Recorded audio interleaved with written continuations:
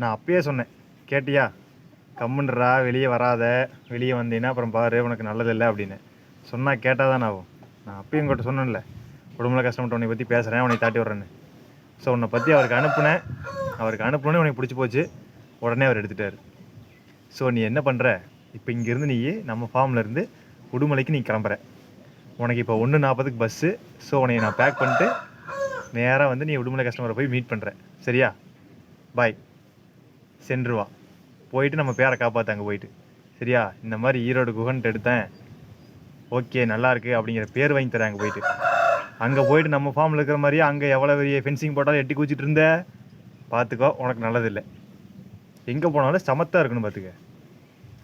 சரி ஓகே, அவங்க இல்லை அப்படின்னா உன்னை அங்கே நான் பெருமாவூருக்கு அனுப்பியிருப்பேன். அங்கே போயிட்டு நீ வேணால் ஜாலியாக சுற்றி இருந்திருக்கலாம். பட் என்ன பண்ணுறது? சரி ஓகே போ, அங்கே போனாலும் ஜாலியாக இருக்கலாம் நினைக்கிறேன். குடும்ப கஸ்டமர் கொஞ்சம் நல்லா தான் பேசுகிறாரு. அங்கேயே வந்து உன்ன மாதிரி நிறைய ஃப்ரெண்ட்ஸ் இருக்காங்களாம்மா. போயிட்டே சந்தோஷமாக இரு. ஓகேவா? போகிற இடத்துல நல்லா ஞாபகம் வச்சுக்கோ, குகன் விவசாயிங்கிற பேரை காப்பாற்றுற. நல்லா ஞாபகம் வச்சுக்கோ.